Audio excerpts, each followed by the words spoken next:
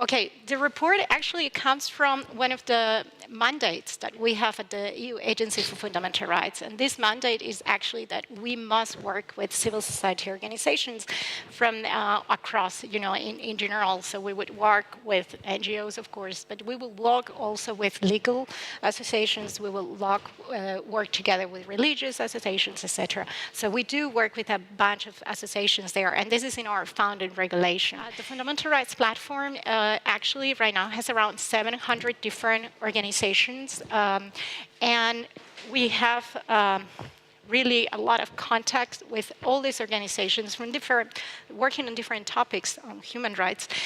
And they kept telling us, in particular during the last 2-3 years, that they faced a lot of challenges, a lot of problems.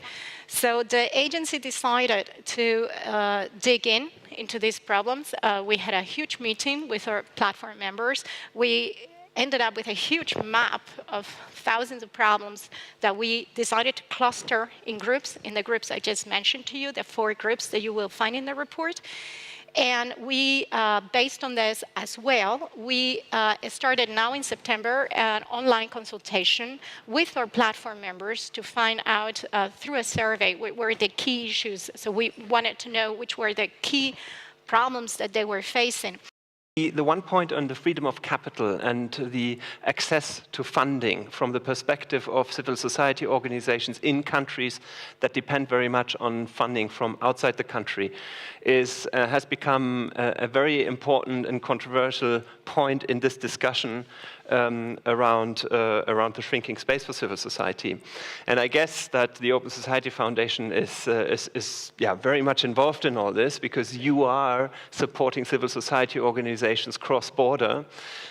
From the work that we are doing in Brussels, we realize that, first of all, foreign funding restrictions, like they exist in Hungary, are a big problem, but then also the fact that there's no single market for philanthropy.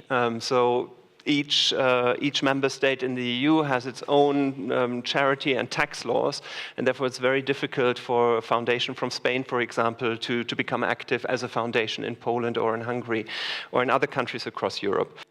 What I don't think we can easily accept is that they get away with this idea that if you're a civil society organization and some of the money you're using comes from abroad, you're illegitimate. Whereas if you are an entrepreneur, or you are a football team, or you are whatever, a country altogether, and you get funds from abroad, that's a good thing. That shows you're clever, that shows you're successful, and you're doing a great job. Well, sorry, that doesn't hold. And if we don't say this loud and clear, then we're always going to be on the defensive.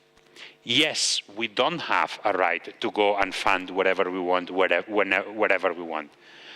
But civil society organizations that are working to defend universal principles to which their own governments have subscribed, they very well have this right to go and seek the support of those across the world who actually share these values that are universal and that no one forced Hungary or Poland or Romania to sign up to. Their own citizens chose to be part of the Universal Convention of Human Rights, of all sorts of European conventions that defend rights and liberties. I think we have to be very strong in our political message about this.